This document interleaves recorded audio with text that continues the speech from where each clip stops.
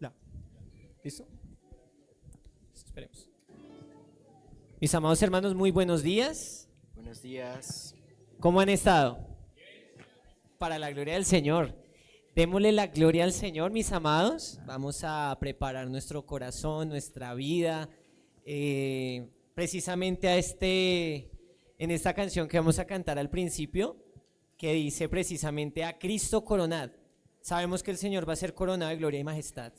Entonces, por eso, preparemos nuestro corazón, preparemos nuestra vida, y para eso quiero invitarles a que nos pongamos de pie, a que dispongamos nuestro corazón, que estemos en reverencia y que todo lo que tengamos de la semana, que lo entreguemos realmente al autor y consumador de la fe, y que nuestra vida esté 100% en adoración y gloria al Señor. Oremos para comenzar y cantamos. Bendito Dios y Padre eterno, te damos muchas gracias en este día.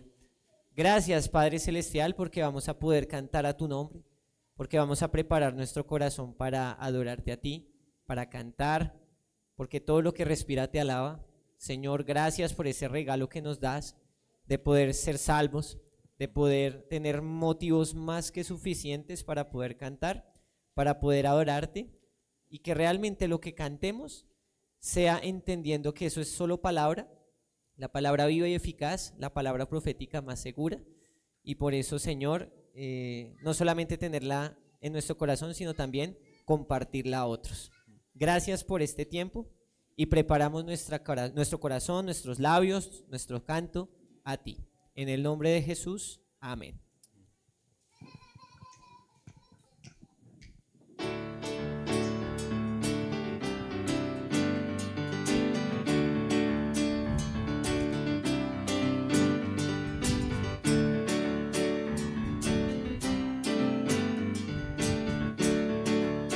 Van a cantar las mujeres primero. A Cristo corona, divino Salvador, sentado en alta majestad, es digno de loor. Al Rey de gloria y paz, flores tributar, y bendecerá inmortal por toda eternidad.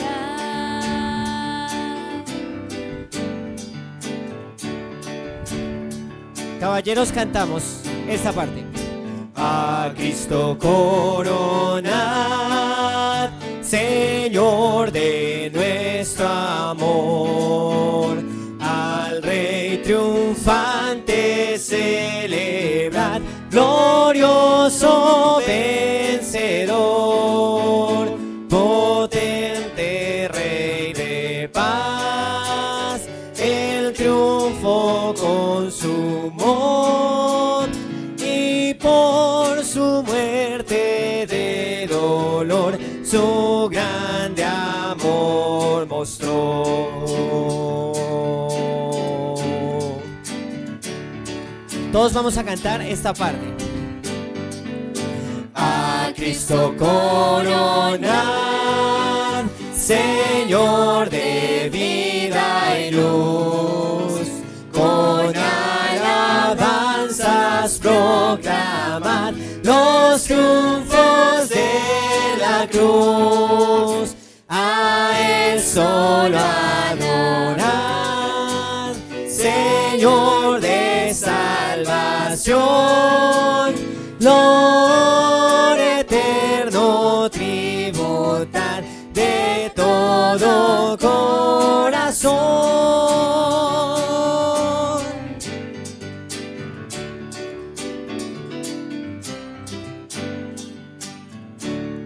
Amén. Proclamemos los triunfos de la cruz. Realmente, ¿quién nos separará del amor de Cristo? Absolutamente nada. Preparemos nuestro corazón y sigamos cantando, porque somos más que vencedores en Cristo Jesús. ¿Quién nos separará?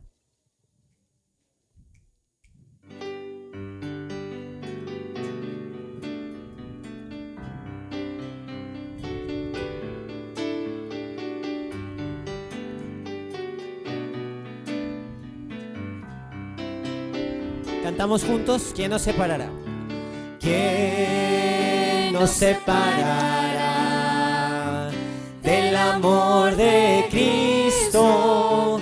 ¿Quién nos alejará del amor de nuestro Dios? Ni tribulación o angustia, peligro, hambre o desnudez nos podrán separar de su amor.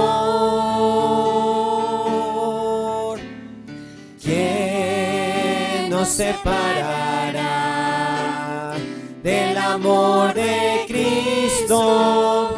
¿Quién nos alejará del amor de nuestro Dios? Ni lo alto ni lo profundo, ni ninguna otra cosa creada nos podrán separar de su amor. En Cristo somos más que vencedores. En Cristo somos más que ganadores. Ni la vida ni la muerte podrán separarnos del amor de Dios en Cristo Jesús. ¿Quién nos separará del amor de Cristo? ¿Quién nos separará del amor de Cristo? ¿Quién nos alejará del amor de nuestro Dios?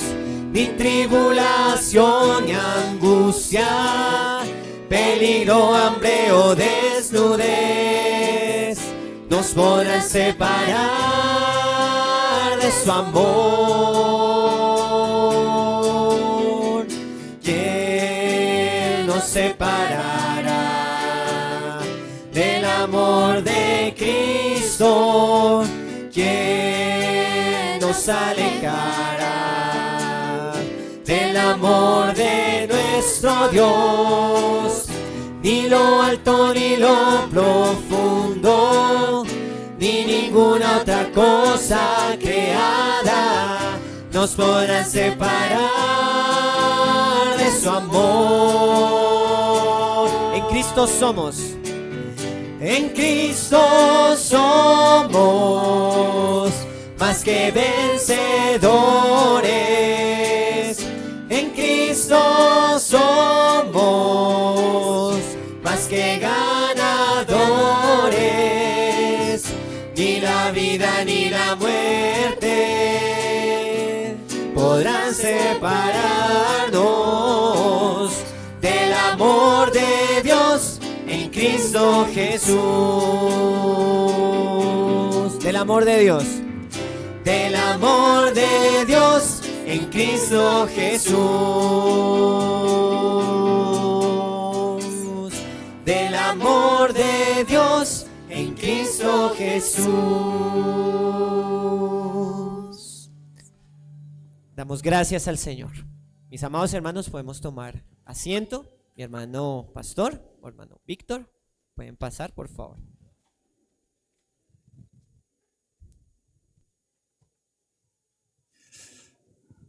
Iglesia, muy buenos días, Dios les bendiga. Buenos días, también dándole la bienvenida a los que están a través de los medios, se están conectando, gracias a Dios por sus vidas y gracias porque hoy es un día también de gozo y de conmemoración. Así que muy dispuestos, un corazón muy dispuesto para lo que el Señor está haciendo en cada vida y damos la bienvenida en nombre de Gracia en Abundancia a todos los que están también a través de internet, a través de los que están conectando. Y bueno, vamos hoy con nuestro invitado de una vez y los invito a que nos pongamos en pie, vamos a estar orando. Gracias, Víctor. Padre, te damos gracias, buen Dios, Señor, tú has sido bueno con nosotros hasta el día de hoy y lo serás eternamente y para siempre, Señor. Padre, gracias por habernos creado, por habernos salvado. Y hoy, Señor, recibiendo la provisión de tu palabra para conocer más de ti, Señor, de tus propósitos, Señor, de tus caminos. Gracias, Señor, por lo que vamos a escuchar hoy. Gracias por la vida de este siervo que ha preparado los materiales, que, Señor, ha estado, Señor, sensible a lo que tú quieres decirle a tu iglesia en el día de hoy. Gracias, Dios mío, Señor, que lo ilumines, Señor, en el mensaje y que nos hagas sensibles a lo que tú quieres comunicarnos al día de hoy a cada corazón y a cada mente. Oramos en Cristo Jesús, Señor nuestro. Amén y amén. Amén. Gracias, pastor.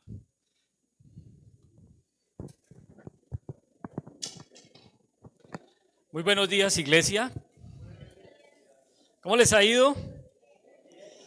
Bueno, vamos a darle gracias y gloria a Dios por todo lo que nos da y lo que recibimos, principalmente a través de su palabra. No es fácil predicar realmente. Es realmente muy difícil. No saben lo que se siente estar aquí, pero no tanto por los nervios escénicos, sino por la responsabilidad del mensaje que tenemos que transmitir a la iglesia. Le damos una cordial bienvenida a todos los hermanos que nos acompañan a través de las redes y tal vez alguien, si nos acompaña por primera vez, sea cordialmente bienvenido. Como podrán darse cuenta, está preparada la mesa porque hoy tenemos una celebración. Hoy es tiempo de celebración y vamos a celebrar que Cristo ganó la salvación para nosotros en la cruz del Calvario. Mientras ustedes van en su Biblia al libro de Romanos en el capítulo 3, voy a contarles que pues ya como el pastor nos explicó hace un tiempo, ahora en cada celebración de cena vamos a estar considerando algunos de los aspectos de la salvación. Eso es lo que vamos a hacer en cada encuentro de cena. Vamos a estudiar algunos de los aspectos de la salvación. Y hoy nos vamos a ocupar precisamente de uno de ellos, que es la justificación. El tema de la justificación, ¿cierto? Y si usted le pregunta a un creyente qué es la justificación, dice, claro, justificados pues por Dios, por medio de la fe, porque Él nos salvó ya. Pero esto es mucho más profundo, hermanos. Y vamos hoy a considerar el tema de la justificación para no tomarlo con tanta liviandad. Entonces, si usted es un creyente nuevo o de hace algún tiempo considerable, nosotros suponemos como equipo ministerial o como iglesia que usted ha sido redimido del pecado y de la muerte y que conoce algunos aspectos del evangelio, pero también sabemos que hay algunas cosas dentro de la palabra que son, digamos, profundas riquezas, por decirlo de alguna manera, que se pueden pasar por alto. Es una realidad muy cierta que Cristo vino del cielo a morir y a resucitar por la salvación del pecador, es decir, la mía, la suya y de todos los que hemos creído en Él. Y por eso hoy vamos a considerar en el tema de la justificación cómo lo enseña la Biblia, y para eso vamos a ir a Romanos 3 y vamos a entrar de una vez en materia porque hay mucho tema que tenemos que abarcar. Entonces, por favor, siga conmigo, vamos a leer todo el pedazo del 21 al 31 porque en su Biblia debe haber un título que se llama La justicia es por medio de la fe. Leemos. Pero ahora, aparte de la ley, se ha manifestado la justicia de Dios, testificada por la ley y por los profetas. La justicia de Dios por medio de la fe en Jesucristo, para todos los que creen en Él, porque no hay diferencia. Por cuanto todos pecaron y están destituidos de la gloria de Dios, siendo justificados gratuitamente por su gracia, mediante la redención que es en Cristo Jesús, a quien Dios puso como propiciación por medio de la fe en su sangre, para manifestar su justicia a causa de haber pasado por alto en su paciencia los pecados pasados, con la mira de manifestar en este tiempo su justicia, a fin de que Él sea el justo y el que justifica al que es de la fe de Jesús. ¿Dónde está pues la jactancia? Queda excluida. ¿Por cuál ley? ¿Por la de las obras? No, sino por las obras de la fe. Concluimos pues que el hombre es justificado por fe sin las obras de la ley. ¿Es Dios solamente Dios de los judíos? ¿No es también Dios de los gentiles?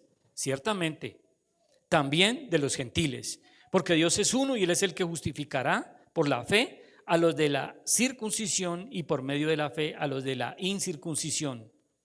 Luego, por la fe invalidamos la ley en ninguna manera, sino que confirmamos la ley. Padre, te bendecimos, Señor, por esta palabra tuya. Te alabamos en este día, Señor. Te pedimos que tu Santo Espíritu ilumine la verdad de tu palabra en nuestra vida para que tengamos conciencia real del pecado y cómo ofende tu santidad. Te agradecemos pues, Señor, por el regalo de la salvación y te pedimos que hoy seamos exhortados a seguir viviendo vidas que sean dignas de la posición en la cual nos has colocado por medio de la muerte de Cristo en la cruz. En su nombre santo te lo pedimos y en su nombre oramos. Amén y amén. Bueno, mis hermanos, ya les dije que hoy vamos a hablar acerca de la justificación, pero hoy vamos a hablar de la justificación y antes de eso vamos a tocar dos temas que son relevantes para entender bien este tema de la justificación. Y primero es la gloria de Dios. Vamos a hablar un poco de la gloria de Dios y hoy vamos a hablar acerca del pecado, de lo que ya no se habla en las iglesias, del pecado nuestro. La gente habla del pecado como si fuera de los demás. Es el pecado nuestro, el suyo y el mío, el que hace que el mundo esté en la condición en que está.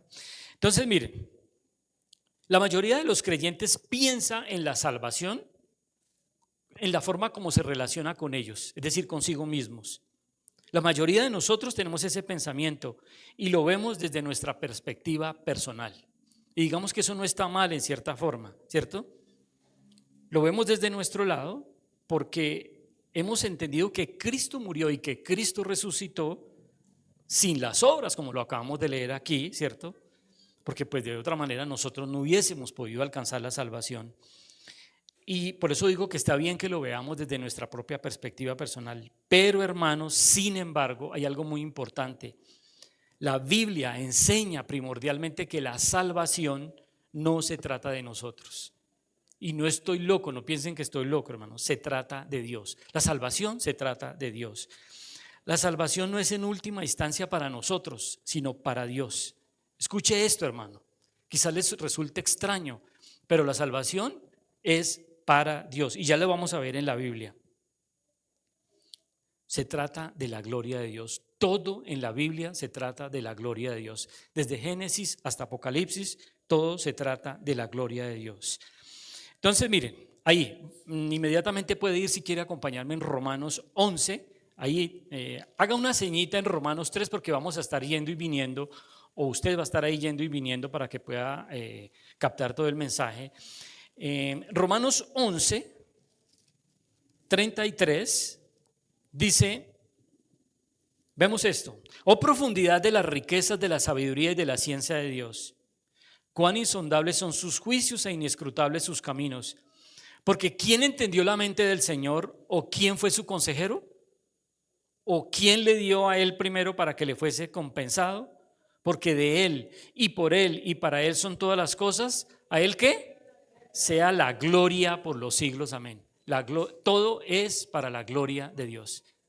Y ya nos metimos a considerar el tema de la gloria de Dios, como lo dije a la introducción, porque todo se trata de la gloria de Dios. Miren lo que dice Salmo 115:1. Dice, no a nosotros, oh Jehová, no a nosotros, sino a tu nombre que da gloria por tu misericordia y tu verdad. Así que la salvación suya y mía no es el fin es la gloria de Dios. La gloria de Dios es la meta. ¿Qué dice Filipenses 2:10? Filipenses 2:10. ¿Qué dice Filipenses 2:10? Filipenses 2:10 nos habla de Cristo Jesús, el cual siendo en forma de Dios, no estimó el ser igual a Dios, sino que se despojó a sí mismo. ¿Y para qué fue que él se despojó de su condición? Para que en el nombre de Jesús se doble toda rodilla de los que están en los cielos y en la tierra y debajo de la tierra, y toda lengua confiese que Jesucristo es el Señor. ¿Para qué?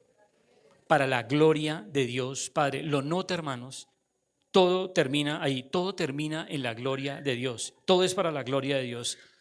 1 Corintios 10:31. Dice la Biblia, nos exhorta a nosotros los creyentes, un verso muy conocido. Si pues coméis o bebéis o hacer cualquier otra cosa, háganlo todo ¿para qué? para la gloria de Dios. Todo se trata de la gloria de Dios. Claro, nosotros lo vemos desde nuestra perspectiva porque Cristo murió por nosotros, pero Cristo murió para Dios. Amén. Volvamos ahí a Romanos 3, hermanos. Sabemos que Cristo ha muerto por los pecadores, como ya lo dije, es decir, murió por usted y por mí, pero al final, en últimas, Cristo murió para Dios. Todo se resuelve en el tema principal, que es la gloria de Dios. Eso es lo que vemos también en el libro de Apocalipsis. Por eso dije que va desde Génesis hasta Apocalipsis. Muy rápido, hermanos. Apocalipsis 4 y Apocalipsis 5. Miren lo que dice Apocalipsis capítulo 4. Las huestes del cielo cantan: Señor, digno eres de recibir ¿qué? La gloria y la honra y el poder, porque tú creaste todas las cosas y por tu voluntad existen y fueron creados. ¿Lo ven, hermanos? Dios recibe toda la gloria por su creación. Apocalipsis 5:9. Apocalipsis 5:9. Toda la gloria de Dios por la salvación. Dice: digno eres de tomar el libro y de abrir sus sellos, porque tú fuiste inmolado y con tu sangre nos has redimido. ¿Para quién? Para Dios. Fuimos redimidos, es decir, la salvación es para Dios. De todo linaje y lengua y pueblo y nación. Y nos has hecho para nuestro Dios reyes y sacerdotes y reinaremos sobre la tierra. Entonces la salvación es para Dios, para la gloria de Dios. Poquito ahí antes de Apocalipsis está el libro de Judas, hermanos. Lo pueden ver ahí en Judas. Judas es una pequeña carta y en el versículo 24, en esta maravillosa epístola leemos: y aquel que es poderoso para guardarnos sin caída y presentarnos sin mancha delante de su gloria con gran alegría. Y después de esto, ¿qué dice? Al único y sabio Dios nuestro Salvador sea ¿qué? Gloria y majestad, imperio y potencia, ahora y por todos los siglos. Todo concluye en la gloria de Dios. Hermanos, ese es el tema dominante a lo largo de toda la escritura y de la historia redentora de los hombres. Y ya van a ver que este tema es relevante, porque vamos a ver que cuando la gente le hablamos del pecado, la gente piensa que le están hablando del pecado de los demás, no del suyo. La salvación se enfoca en Dios, incluso en el Antiguo Testamento. La salvación es para Dios y desde el Antiguo Testamento ya lo podemos ver. Miren, Isaías, el profeta Isaías, en el versículo 45. Ahí tenemos una ilustración más y está en esa carta del profeta Isaías, en ese libro del profeta Isaías. Isaías 45, en el verso 8. Los primeros versos 5, 6 y 7, ahí encontramos que una revelación de Dios. Un paréntesis aquí, hermanos. Yo les suplico por el amor de Dios, de Jesucristo, que estudien el tema de la persona, de la doctrina de Dios. ¿Quién es Dios? De los atributos de Dios. Porque en la medida en que nosotros conozcamos mucho acerca de Dios, vamos a poder darle magnitud al tema de nuestra salvación. Cuando la gente ve un carro lujoso, muy lujoso, la gente sabe que eso costó mucho dinero. Usted no tiene que decirle: oiga, ¿sí sabía que ese carro costó un montón de dinero? Usted lo ve y por la marca usted lo sabe. Cuando usted ve un cristiano auténtico, redimido de verdad del pecado, usted sabe que esa persona costó redimirla. Tuvo un costo altísimo. Como para que me entiendan el ejemplo. Pero solamente si uno sabe que un Mercedes-Benz es un artículo muy costosísimo, sabemos que el que lo tiene tuvo que pagar por eso, ¿verdad? Como para que me entiendan el ejemplo. Entonces, versículos 5, 6 y 7 encontramos una revelación de Dios que Él hace de sí mismo. Y luego en el 8 dice: rociad cielos de arriba y las nubes destilen la justicia. Ábrase la tierra y produzcanse ¿qué? Dos cosas: la salvación y la justicia. Háganse brotar juntamente. Yo, Jehová, lo he creado. ¿Lo vieron? La salvación viene de Dios, es para su gloria. Aquí podemos ver tanto la salvación como la justicia. Este tema que acabamos de leer en Romanos, ambos los ha creado de Dios y todo se trata de Él. Todo es para Dios, todo es para su honor, para su gloria. Miren, el Señor Jesucristo cuando estaba llegando al final de su vida, o más bien de su ministerio terrenal, en Juan 17:4, él ofreció una gran oración al Padre. Eso lo vimos en el retiro en Silvania. Yo no sé si ustedes lo recuerdan, hermanos. Ojalá no lo hayan olvidado tan pronto. Allá en Silvania vimos ese tema de la oración de Juan, del perdón. Yo no sé si ustedes lo recuerdan. Y el Señor Jesucristo ofreció esa gran oración al Padre en el versículo 4 de ese capítulo. Dice: yo te he glorificado en la tierra, he acabado la obra que me hiciste, que me dijiste que hiciese. Eso lo vimos allá, ¿lo recuerdan? Y Él lo hizo, ¿para qué? Para traer gloria al Padre. Para eso fue que Él lo hizo. Primera de Pedro 4:11. Estoy dándoles muchos versículos que sustentan este tema de que la salvación es para Dios. El apóstol Pedro, primera de Pedro, en su carta 4:11, dice: para que en todo sea ¿qué? Dios glorificado por Jesucristo, como lo acabamos de ver en el versículo anterior. Para que en todo sea Dios glorificado. La gloria es para Dios. Es a Dios, hermanos, a quien pertenecen la gloria y el imperio por los siglos. Amén. El propósito eterno de la salvación es para Dios. Pero antes de que entramos en la justificación, ahora tenemos que preguntarnos por qué fue necesaria la justificación. Bueno, para entender por qué fue necesaria, tenemos que aprender un poquito, o tenemos que hablar más bien un poco acerca del pecado. Pudiéramos hablar toda esta tarde acerca del pecado, lo que se llama en la Biblia la amartiología. Porque, ¿saben por qué, hermanos? Porque nosotros no podemos abrazar la justificación como algo que Dios nos debía, sino más bien que algo que no merecíamos nosotros. Por eso es que debemos hacerlo. Estudiar, meternos a profundidad, a mirar acerca del asunto del pecado. Porque normalmente la gente ve la justificación como un favor que Dios le debía y no como algo que no merecía. Miren, hermanos, nosotros aquí como Iglesia Gracia en Abundancia, cuando salimos a hacer nuestras campañas de evangelización, cometemos un error. Perdónenme que se lo diga, yo me incluyo en ese error. Hemos vuelto el tema de la presentación del evangelio como algo cuadriculado, unos pasos, ¿sí? Nos vamos por la calle y nos encontramos con alguien, hermano, permítame, A, B, C y D, punto. Y si le descuadran uno de esos puntos, uno queda perdido, loco, uno quiere irse de ahí, ojalá esta señora se espante y se vaya. Sí, hermano, tenemos que retarnos a nosotros mismos cómo estamos presentando el evangelio. Cogimos el evangelio y lo presentamos como algo muy apocado, hermanos. ¿Y saben por qué? Porque no le hemos dicho, no le hemos explicado a la gente el contexto del pecado. Miren lo que dice Romanos, volviendo ahí a nuestro versículo guía. En Romanos 3:23, ¿qué dice Romanos 3:23? Ese versículo que se lo sabe todo el mundo. Por cuanto todos pecaron y están destituidos de la gloria de Dios. Punto, ¿no? Fácil. Los niños repiten ese versículo, se lo aprenden sin problema. ¿Listo? Por cuanto todos despecan. Entonces, si nosotros le decimos a la gente, mira, por cuanto todos pecaron, y la gente se nos queda mirando y dice, ah, sí, ¿quién no peca?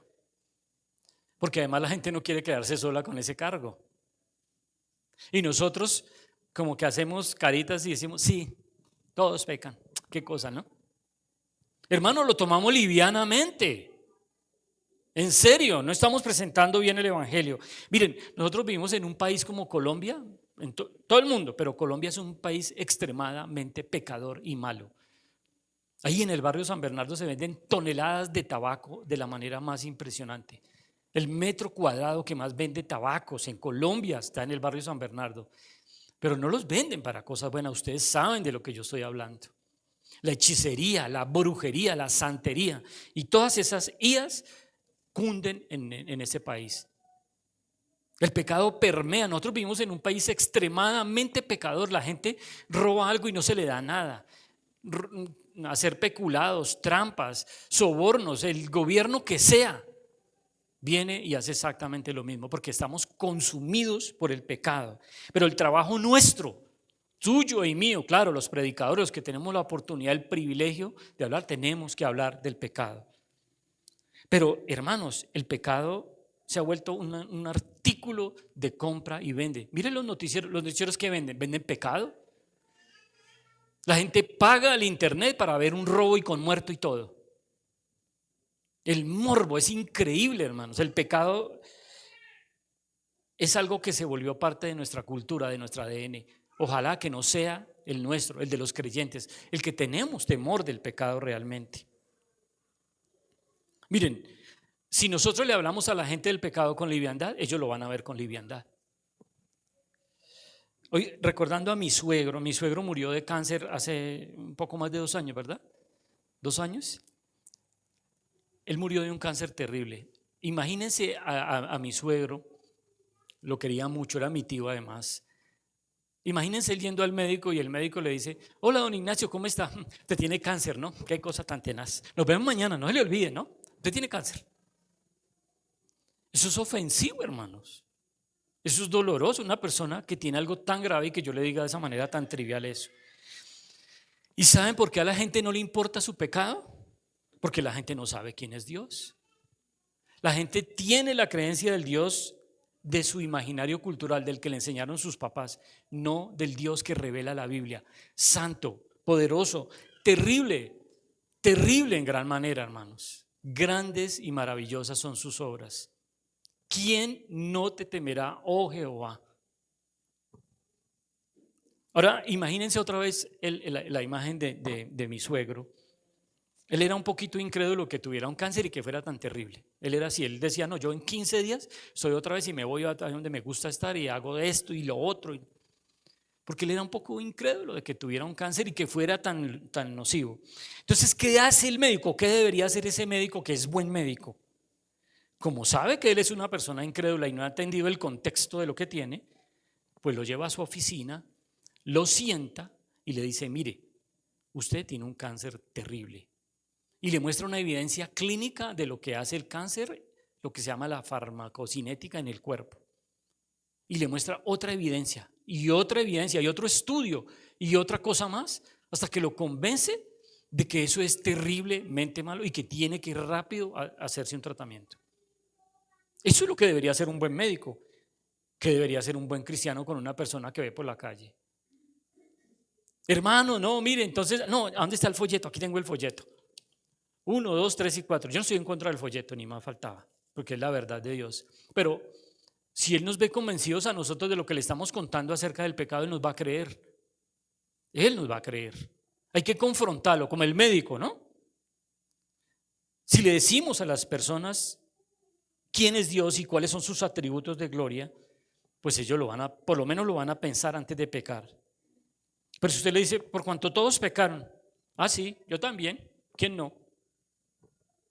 Todos pecaron, pero así livianamente. Miren, hermanos, no sé si han escuchado esta frase aquí dentro de la iglesia o fuera, no lo sé. Dios aborrece al pecado, pero ama al pecador. ¿La han oído? Suena bien, ¿no? Dios aborrece al pecado, pero ama al pecador. Eso es una herejía, hermanos. Eso está mal, eso no enseña la Biblia. Mire lo que dice Salmo 5:5. Dios aborrece a todos los que hacen la iniquidad. Dios aborrece, y no dice que aborrece la iniquidad, sino al que hace la iniquidad. Pero si le enseñamos a las personas que Dios es grande, que Dios es poderoso, que es majestuoso, que es santo, santo, santo, las personas van a ver el pecado diferente. Miren, la gente de nuestra cultura colombiana católica, o mejor dicho, del contexto que tiene nuestra nación por siempre, ellos ven a Jesús como un Jesucito, chuchito, dicen muchas personas. ¿Lo han oído? Qué irrespeto, hermanos. Contra el Cristo venido del cielo a morir en una cruz de manera terrible. Y la gente dice así: confíe que Chuchito lo va a ayudar. Ellos lo ven como un Jesucito, hermanos. Y a Dios lo ven como un abuelo de esos alcahuete, que fue abuelo cuando ya tenía casi 100 años, entonces se derrite por un nieto. Así lo ven las personas, como un viejo aburrido, tonto, como el Papá Noel que le satisface y le trae todos los regalos que él quiere. Así ve la gente en el mundo a Dios. Y muchos creyentes incluso ven a Dios como un león, pero un león domesticado, con banquita y varita. ¿Cómo ve usted a Dios, hermanos? Mire lo que dice Hebreos 12:9. Hebreos 12:9. Nuestro Dios es fuego consumidor. Dios es amor, sin duda que Dios es amor, pero Dios es fuego consumidor. Dios para el mundo no es más que ese león domesticado, hermanos. Pero Él es Jehová grande y poderoso. Salmo 139, 14. Grandes y maravillosas son sus obras. ¿A dónde huiremos de Él? ¿A dónde? Dice, si me voy a los cielos, allá está Él. Y si me voy al extremo de la tierra, también me lo voy a encontrar. Miren, muchas de las iglesias evangélicas, hoy aquí en Bogotá, a esta hora, ¿sabe qué enseñan cada domingo? Que ese pecadito tuyo, pero así en minúscula, con asterisco, ese pecadillo no ha impedido que tú reclames ese plan maravilloso que Dios tiene para tu vida. Eso le enseñan a la gente, que Dios tiene un plan maravilloso para tu vida, pero es por causa de ese pecadito ahí que no has podido abrazar ese plan maravilloso. ¿Qué quiere decir eso, hermanos? Bueno, que tú eres un hombre bueno, que trabajador, se esfuerza, que ve por su familia, que eres lo máximo, ¿cierto? Pero que por causa de ese pecadito no has podido abrazar el plan. Qué cosa tan tenaz. Esa es la interpretación de los teólogos modernos a un problema viejo, el pecado. El pecado que tiene el mundo en la condición en la que está actualmente. Entonces ellos enseñan que Dios es terriblemente intransigente, hermanos, y que tú eres un buen hombre que se mata trabajando, pero no logras ese plan maravilloso por una exageración, un sargentazgo de Dios. Pura psicología humana, hermanos. Dios está en deuda contigo, tú eres la víctima. Por eso no has podido abrazar ese plan maravilloso. ¿Qué dice la Biblia, hermanos? ¿Para qué fue creado el hombre? El hombre fue creado para la gloria de Dios, ¿lo ven? Todo tiene que ver con la gloria de Dios, pero el hombre eso es lo que no ha hecho. El hombre no le ha dado la gloria a Dios, el hombre se glorificó a sí mismo. Vamos a ir, hermanos, a Génesis 6:5. Esto es importante, hermanos. Génesis 6:5. Y vio Jehová que la maldad de los hombres era poquita en la tierra, y que todo designio de los pensamientos del corazón de vez en cuando era continuamente solamente el mal.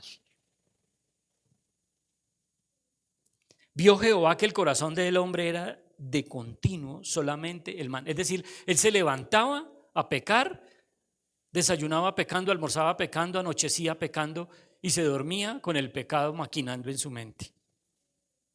Miren, si pudiéramos escoger a alguno de nosotros, al que fuera al azar, y lo pusiéramos acá y cogiéramos su mente y lo proyectáramos en ese proyector y todos viéramos ahí todos los pensamientos que ha tenido a lo largo de su vida, yo creo que esa persona no vuelve por acá, hermanos, no la volvemos a ver.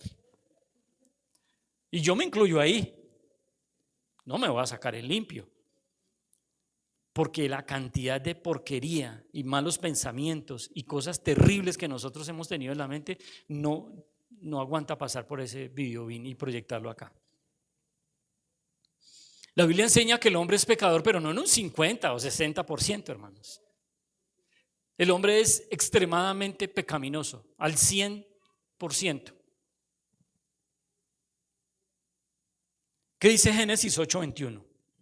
Volvamos ahí, Génesis 8:21, como para retomar ese tema. Y percibió Jehová olor grato, y dijo Jehová en su corazón: no volveré más a maldecir la tierra por causa del hombre, porque el intento del corazón del hombre es malo desde su juventud, ni volveré más a destruir la tierra a todo ser viviente como he hecho. Es malo desde su juventud. Pero no se imaginen la juventud como un chico de 11 o 12 años. Imagínense la juventud como un niño, como un bebé de estos, más pequeño, de 1 año y medio, de 2 añitos. ¿Qué hace un bebé de 2 años? Él quiere coger algo y la mamá: no, mijo, no coja eso. Quiere coger algo, no lo coja.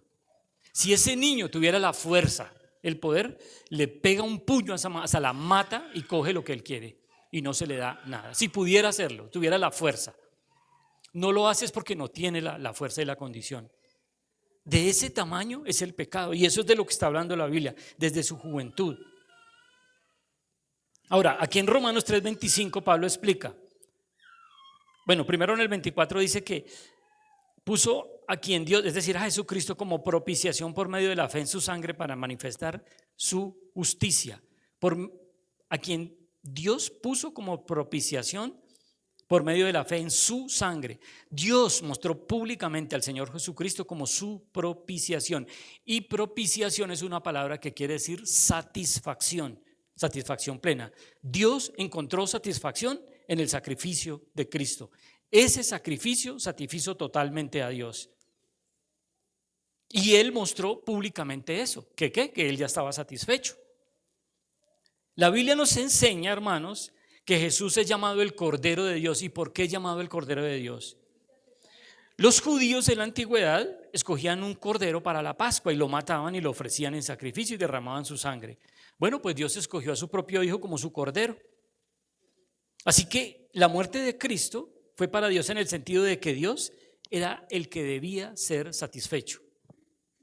Como el pecado es en contra de Dios, la redención de Cristo muriendo en la sangre también es para Dios. Así, de la misma manera, hay una relación directa. Él debía quedar satisfecho. Y Dios determinó que encontraría su satisfacción en la muerte de Jesucristo. Solamente la muerte de Jesucristo podía satisfacer plenamente la demanda de justicia de Dios.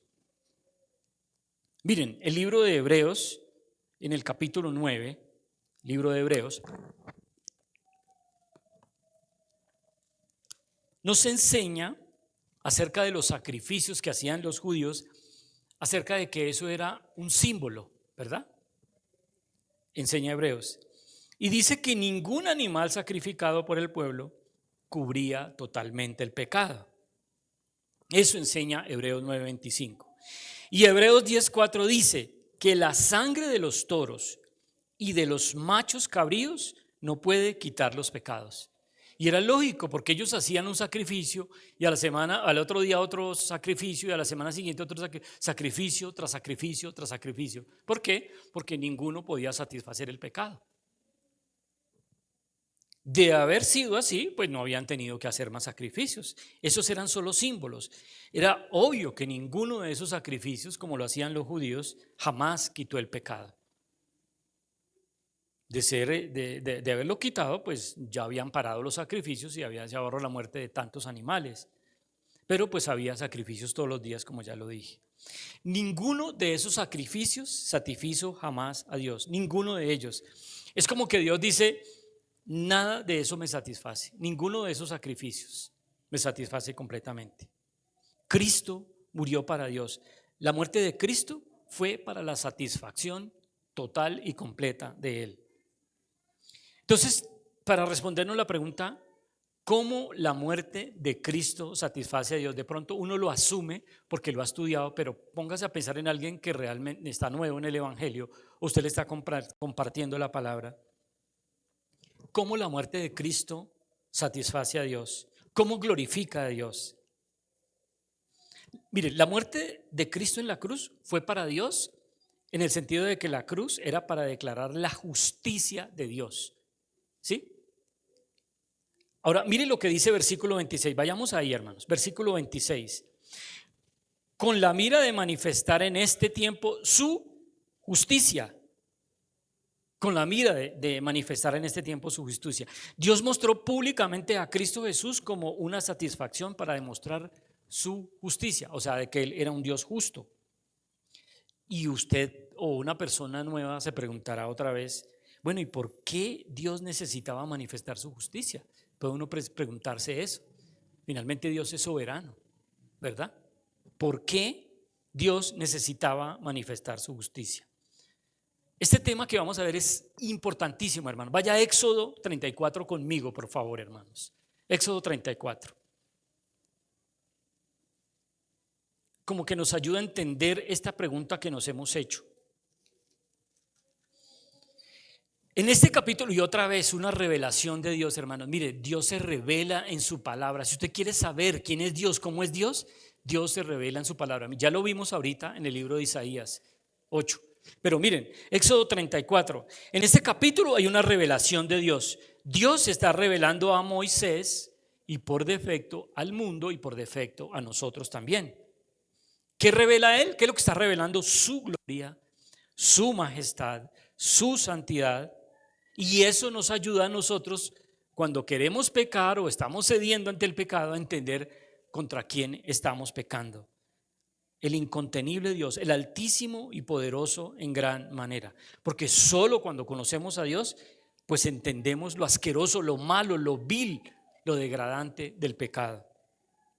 Y que el pecado ofende a ese Dios grande y poderoso. Entonces, la justificación en la Biblia es una declaración legal, hermanos. Ya nos vamos a meter en Éxodo 34. No, es que estoy haciendo una ambientación aquí porque es importante. La justificación en la Biblia es una declaración de tipo legal. Y cuando digo de tipo legal, usted se imagina los tribunales y los jueces. Porque cuando una persona cree en Jesucristo es declarado justo. Dios lo declara legalmente justo ante Él. Fácil, ¿no? Parece fácil. Dios lo declara justo. Pero la Biblia enseña que Dios es un Dios justo, justísimo. Así que si Dios es justo, no lo puede perdonar a usted porque usted merece el castigo, hermano. Y el mío, yo también. ¿Sí me entiende? Si Dios es justo, no lo puede perdonar a usted, no nos puede perdonar, porque nosotros somos pecadores. Así que, ¿qué es lo que merecemos? El castigo. Así que Dios no podría declararnos justos, porque si lo hace, Él viene a ser más injustos que esos que Él perdonó. Y aquí está la paradoja. Ese es el dilema de la Biblia y del Evangelio. Miren, en Éxodo 34, en el versos 5, 6 y 7, Jehová se revela a sí mismo porque Moisés, le ha dicho que le muestre su gloria. Y él se revela a sí mismo. Y en el verso 7 que dice, que guarda misericordia a millares, que perdona la iniquidad, la rebelión y el pecado, y que de ningún modo tendrá por inocente al malvado. Eso es una contradicción bíblica, hermanos, pero es el dilema de Dios, no el nuestro. Dios de ninguna manera va a tener inocente al culpable, pero Él dice que perdona la iniquidad. ¿Lo vieron, hermanos? Ese es el dilema de Dios. ¿Cómo perdona Dios al impío y mantiene siendo justo? ¿Cómo Dios sigue siendo justo si ha perdonado a alguien al que Él dice que no debía perdonar? ¿Qué dice Proverbios 17:15? Lo leyó Karen ahorita, si estaban atentos. Ella lo leyó ahorita en el estudio bíblico. Karen nos leyó Proverbios 17:15. El que justifica al impío y el que condena al justo, ambos son igualmente abominación a Jehová. Entonces imagínense un juez que está puesto para condenar a un pecador, a un asesino, esos que mata. Ese que mató a la mujer allí en el centro comercial Santa Fe. Y lo llevan ante el juez y el juez dice, me cae bien, justo. Se puede ir para la casa. ¿Qué dice la sociedad? Corrupto ese juez, injusto, porque perdonó a uno que era culpable. Y al que no hizo nada, que pasó por ahí, ahí se lo condenó y lo mandó a pagar por la muerte de esa mujer.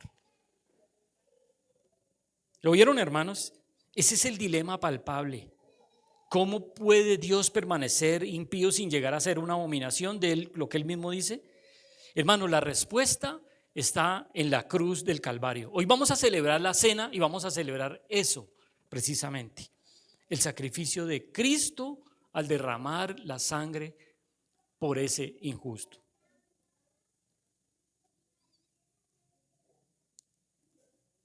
La gente en el mundo, la gente incrédula y el enemigo también han acusado a Dios, al santo y verdadero Dios, de ser un juez injusto o de ser una mezcla de justo e injusto. ¿Saben por qué? Porque Dios toleró el pecado. No permanentemente, pero sí temporalmente, y ya lo vamos a ver. A lo largo de la historia de los hombres, Dios toleró el pecado, hermanos.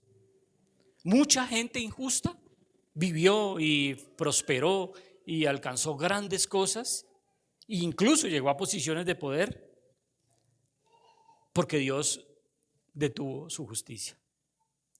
Como que se hizo de la oreja gacha, para que me entiendan. Y para todos los que creían en Él, ¿cierto? Que también eran pecadores, Dios pasó por alto su pecado. Aquellos que creyeron en Él fueron perdonados, su pecado fue pasado por alto. Y la pregunta nuevamente es, ¿cómo podría ser justo cuando los pecadores que lo odian a Él sobreviven por tanto tiempo y alcanzan prosperidad, o los que creyeron en Él les fue pasado por alto su pecado? Uno se pregunta eso. Deberíamos reflexionar en esas cosas profundamente.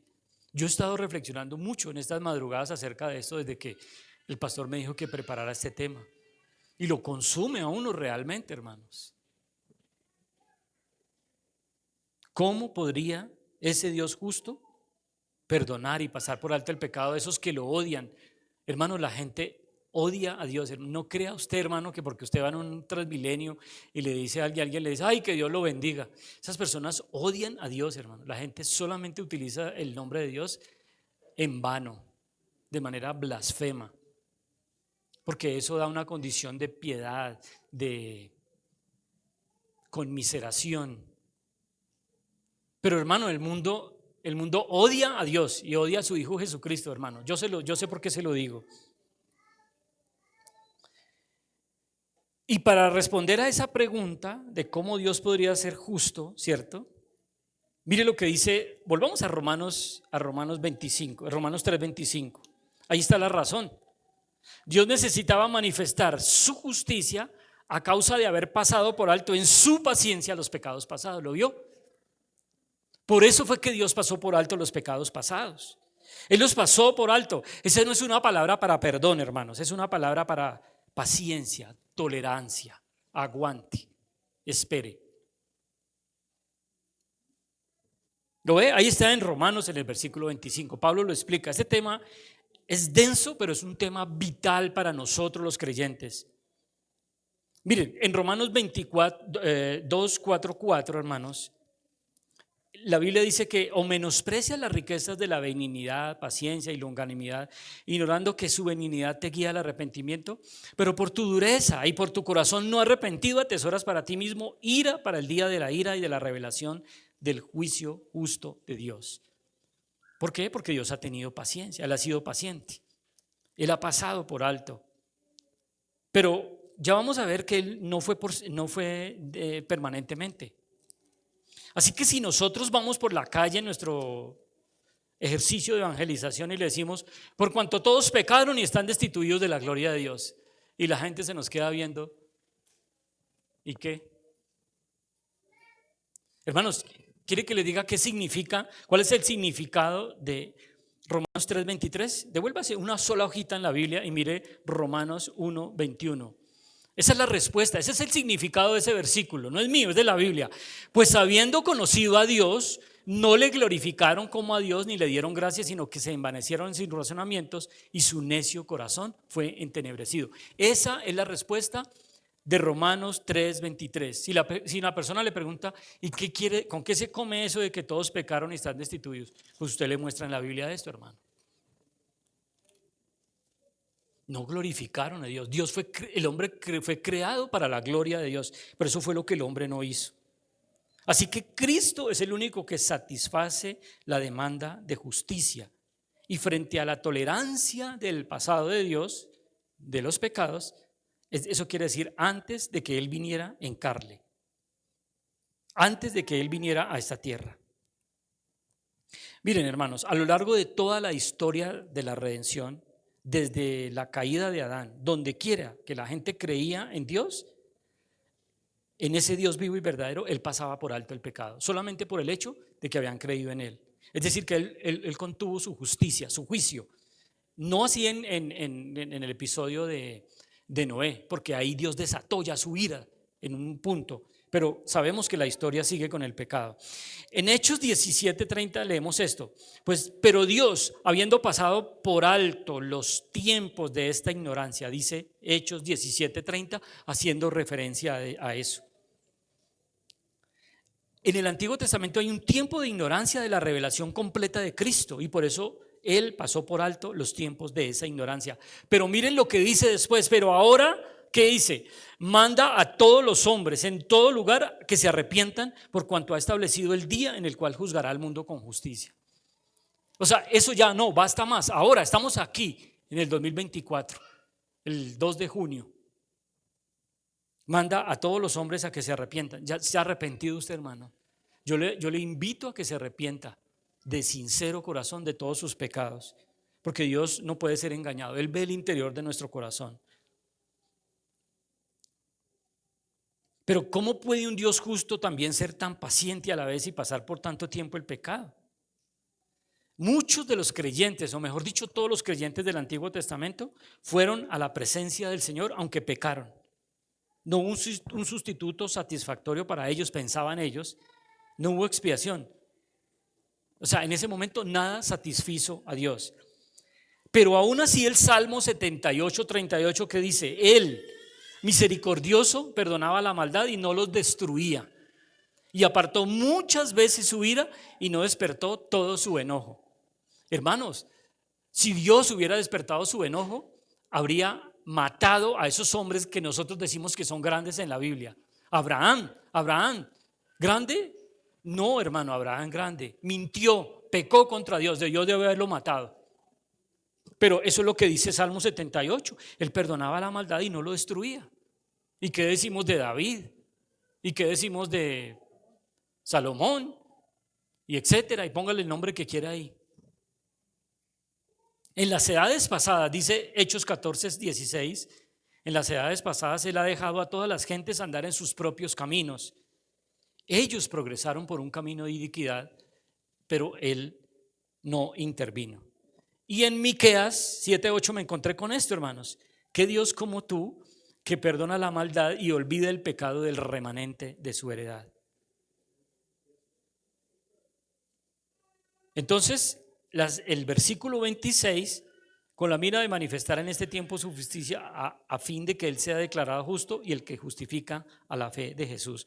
Esa es la respuesta, ser justo y el que justifica a la fe de Jesús. En 2 Corintios 5:21 dice que Él lo hizo pecado para que fuésemos hechos justicia de Dios en Él. La muerte de Jesucristo en la cruz que vamos a celebrar hoy declara pública y abiertamente que Dios es justo, tan justo que hace algo que es incomprensible para nosotros. Dios hizo algo que nosotros no podemos entender, hermanos. Si fuera por nuestro racionamiento finito, nosotros hubiéramos matado, hubiéramos condenado a David, a Abraham, a Moisés que se llenó de rabia ya golpeando la roca y todos estos personajes. Que la gente se pregunta, bueno, ¿y cómo se salvaban las personas en el Antiguo Testamento? Pues de la misma manera que ahora, por fe en Dios. Y Pablo, hermanos, de manera magistral, fantástica, el teólogo de teólogos, el santo de los cristianos, dice en Apocalipsis 13:8, vaya conmigo allá, hermanos, para poder responder ya definitivamente a este interrogatorio. Apocalipsis 13 y versículo 8. Y lo adoraron todos los moradores de la tierra cuyos nombres no estaban escritos en el libro de la vida del Cordero, que fue inmolado ¿desde cuándo? Desde el principio del mundo. Dios es atemporal, hermanos. En la mente de Dios, Cristo ya se había sido crucificado. Él era su sustituto perfecto, su Cordero sin mancha. Por eso esas personas del Antiguo Testamento se salvaron sin que Él hubiera venido. Y nosotros nos salvamos mucho después de que Él vino. Ellos antes, nosotros después, pero la cruz y el Cordero es el mismo. La salvación estaba en la mente de Dios. Así que la cruz alcanza a los personajes del Génesis de antes y alcanza a nosotros los creyentes desde del Nuevo Testamento, porque solo había un camino posible para la salvación y era la muerte de Cristo. La muerte de Cristo se extiende hacia atrás para ellos y hacia adelante para nosotros. Punto. Eso lo resuelve todos. Pero Romanos 26, ahí donde estamos, dice, con la mira de manifestar en este tiempo su justicia. Es decir, no solo se remonta hacia atrás a los pecados cometidos anteriormente, sino también hacia adelante, en este tiempo, hacia adelante, a futuro. Hermanos, hoy vamos a celebrar eso precisamente. Esa grande salvación, esa justificación que solamente Dios podía hacer posible a través de la cruz del Calvario con la muerte de Cristo. Dios perdonó a los santos del Antiguo Testamento solamente porque Cristo pagaría el castigo del pecado de ellos. Y nos ha perdonado a nosotros y a los creyentes del Nuevo Testamento porque Cristo también pagó por sus pecados y por los míos. Así que hoy es tiempo de celebración y eso es lo que vamos a celebrar, hermanos. Y yo voy a pedirle a los hermanos que se pongan de pie, aquellos que han recibido la salvación, aquellos que han entendido el Evangelio, aquellos que tienen seguridad de su salvación, que se pongan de pie para recibir la celebración santa del vino y del pan como un símbolo de esa representación. Y voy a pedirle a mi hermano Héctor, por favor, a mi hermano Santiago, que vengan, que nos ayuden a administrar los elementos. Y a usted, mi hermano, le voy a pedir que cerrado sus ojos, que inclinado su rostro en reverencia, en este momento tan solemne, tan especial, que medite, que reflexione por un momento, porque el castigo de nuestros pecados, incluso antes de que naciéramos, ya era posible, por medio del que justifica al que es de la fe de Jesús, al que es de la fe de Jesús. Y no puede haber jactancia, hermanos. ¿De qué nos vamos a jactar si Dios hizo toda la obra completa? Y con eso termina el capítulo. ¿Dónde está la jactancia? No puede haberla, hermanos, porque no hay obra que nosotros hubiésemos podido hacer o alcanzar para lograr la salvación. Voy a pedirle el favor a mi hermano Pastor Héctor que ore por los elementos mientras que tenemos el instrumental y vamos repartiendo. Y usted siga ahí en meditación, hermanos, porque esto que hemos aprendido hoy acerca de la justificación no es algo menor, hermanos. Oremos, hermano. Padre, un día de conmemoración nuevamente, y aquí estamos, Señor, delante tuyo,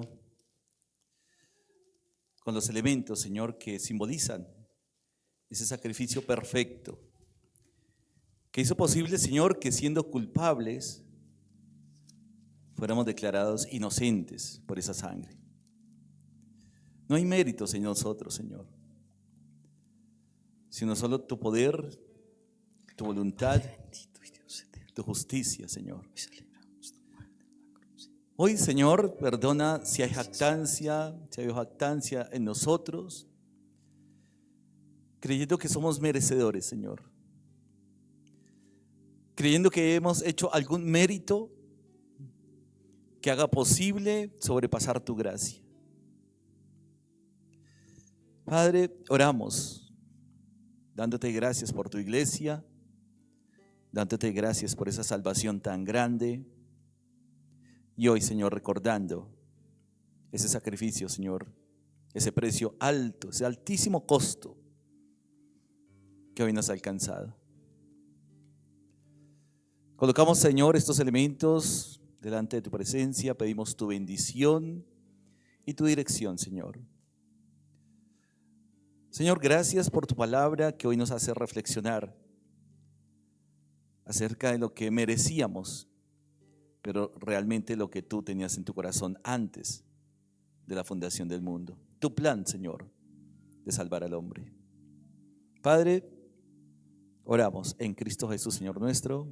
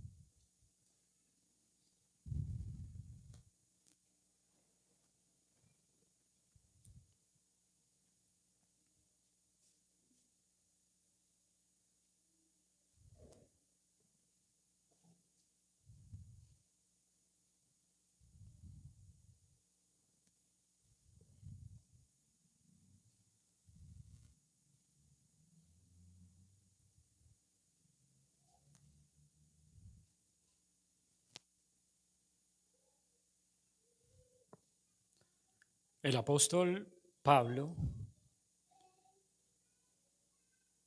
en Romanos 5, acerca del tema de la justificación, dice: mas Dios muestra su amor para con nosotros, en que siendo aún pecadores, Cristo murió por nosotros. Pues mucho más estando justificados en su sangre, por él seremos salvos de la ira. El apóstol Pablo ha tenido un encuentro personal con el Señor. Él ha sido llevado al tercer cielo. Y él sigue diciendo en 1 Corintios 11, después de esa revelación que tuvo: porque yo recibí del Señor lo que también os he enseñado, que el Señor Jesús, la noche que fue entregado, tomó pan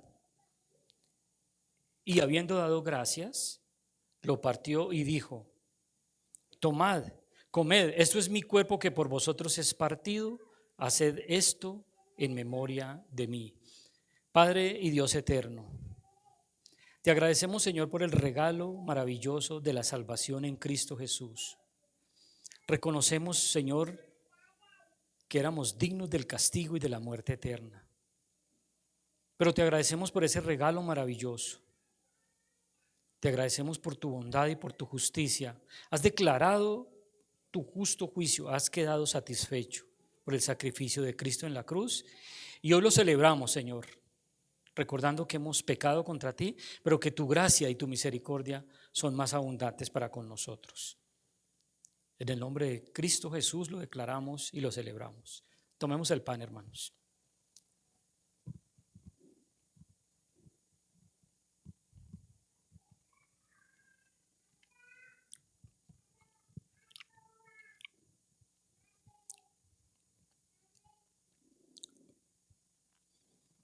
Asimismo, tomó también la copa, después de haber cenado, diciendo: esta copa es el nuevo pacto en mi sangre. Haced esto todas las veces que la bebieres en memoria de mí. Participemos de la copa, hermanos.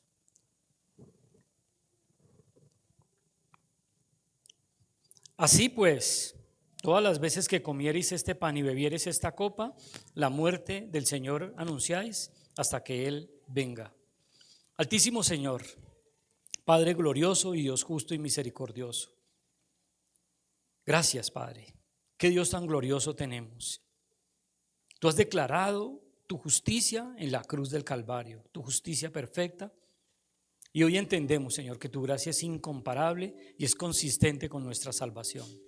Así que te agradecemos por ese regalo inmerecido para nosotros, pero lo recibimos en el nombre de Jesucristo y oramos en su nombre santo. Amén.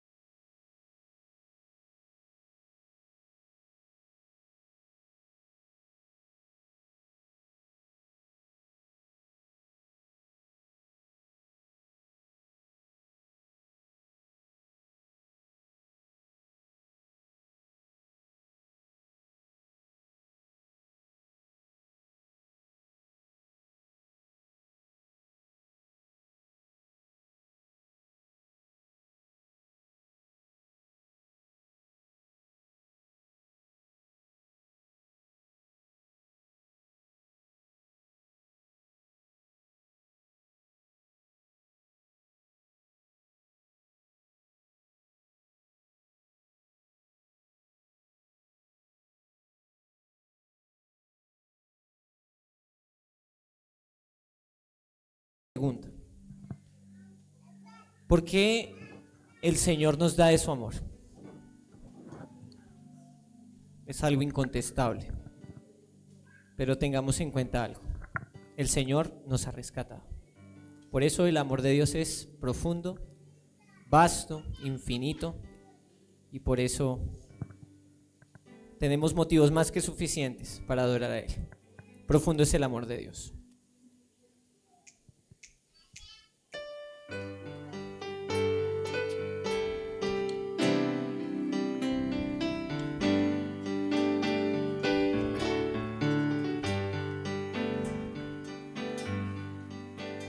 Profundo es el amor de Dios, tan vasto e infinito, que dio a su Hijo amado por amor a los perdidos. Qué gran dolor causó a mi Dios ver padecer a Cristo, y las heridas sobre Él son para tantos gloria. Allí en esa cruz está, Él carga con mis culpas, vergüenza siento al escuchar mi voz entre las burlas, y mi pecado lo llevó a ser crucificado. Su muerte me dio vida a mí, ya todo es consumado.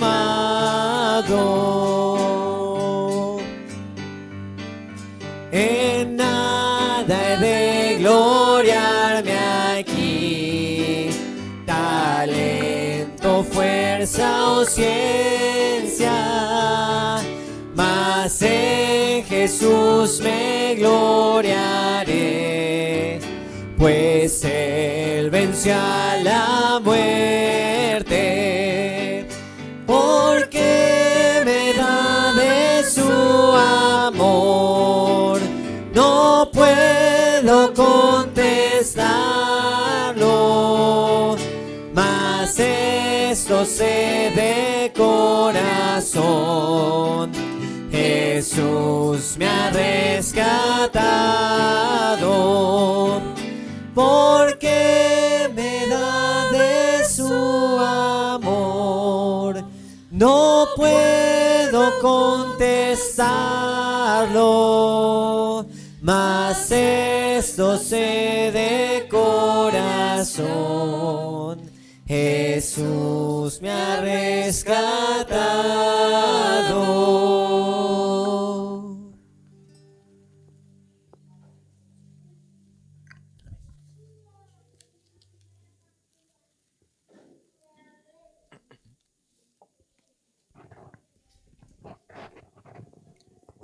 De igual forma, mis hermanos, vamos a orar por las ofrendas.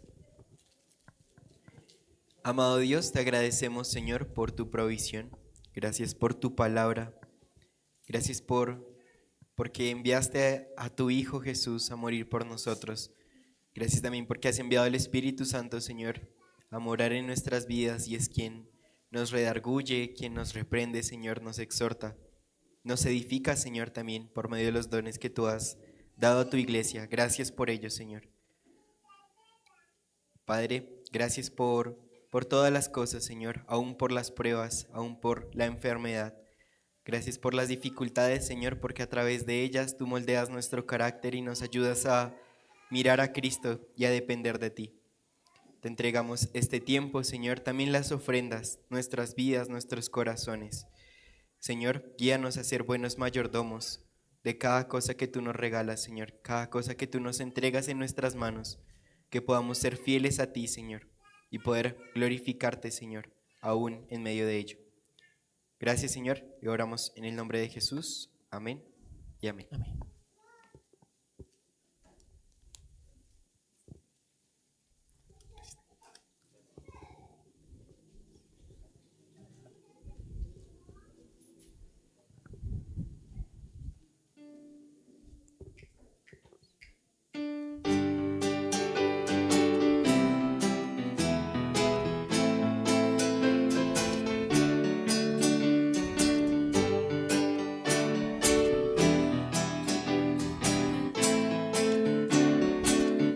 cantamos juntos. Jehová es mi luz y salvación. Jehová es mi luz y salvación. ¿De quién temeré?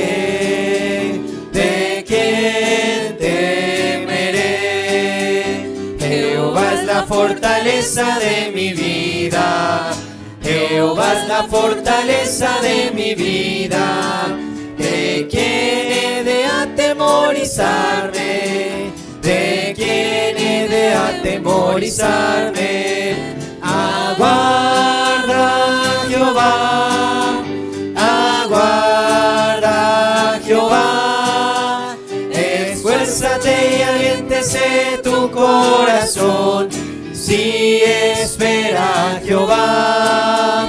Jehová es mi luz y salvación. Jehová es mi luz y salvación. ¿De quién temeré? ¿De quién temeré? Una vez más vamos a cantar Jehová es mi luz. Jehová es mi luz y salvación. Jehová es mi luz y salvación.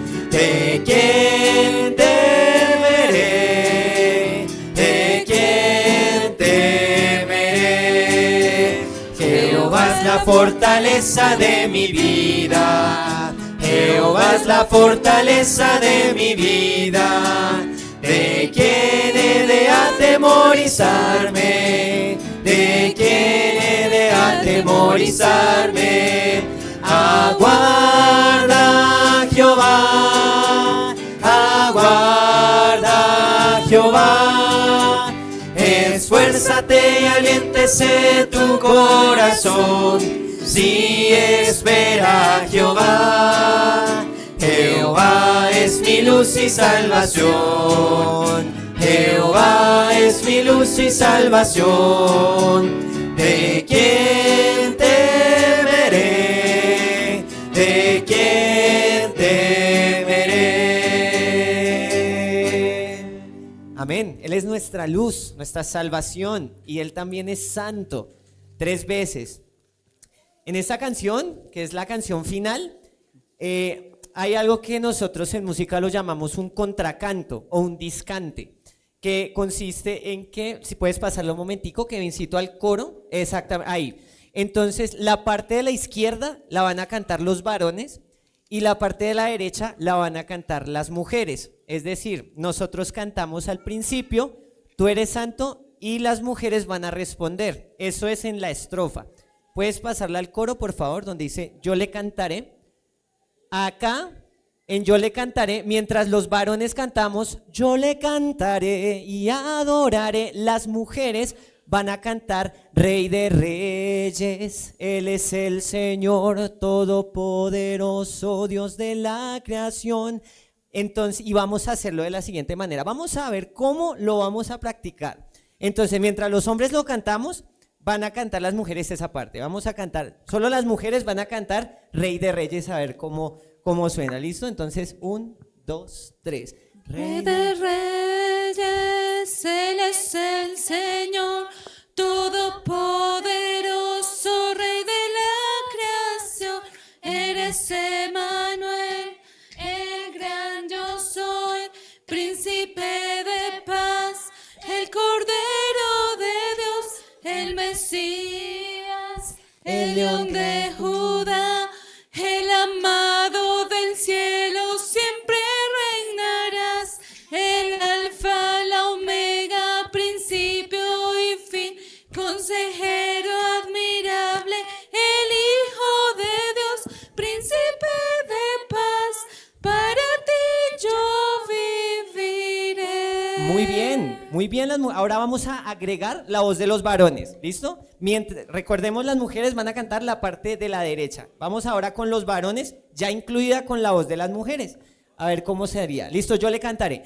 1, 2, 3. Yo le cantaré y adoraré al Rey que es digno. Yo le alabaré y amaré, y delante de él me postraré. postraré, yo le cantaré y adoraré al Rey que es digno, yo le alabaré y amaré, y delante de él me postraré, príncipe de paz, para ti yo viviré.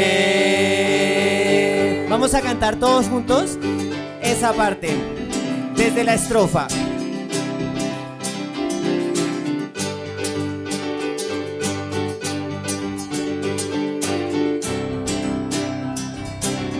Tú eres santo, varones. Tú eres santo. Tú eres santo, Poderoso. poderoso. Tú eres digno. Tú eres digno De adoración. de adoración. Yo te seguiré. Yo te seguiré Y te escucharé. y te escucharé Y por siempre. y por siempre Te amaré. te amaré. Ahora sí cantamos. Yo le cantaré y adoraré al Rey es digno. Yo le alabaré y amaré, y delante de él me postraré. Yo le cantaré y adoraré al Rey es digno. Yo le alabaré y amaré, y delante de él me postraré, príncipe de paz, para ti yo viviré. Vamos a volver a cantar. Tú eres santo. Tú eres santo. Tú eres santo, Poderoso. poderoso. Tú eres digno. Tú eres digno De adoración. de adoración. Yo te seguiré. Yo te seguiré Y te escucharé. y te escucharé Y por siempre. y por siempre Te amaré. te amaré. Yo le cantaré. Yo le cantaré y adoraré al Rey que es digno. Yo le alabaré y amaré, y delante de él me postraré. Yo le cantaré y adoraré al Rey que es digno. Yo le alabaré y amaré, y delante de él me postraré, príncipe de paz, para ti yo viviré. Príncipe de paz, príncipe de paz, para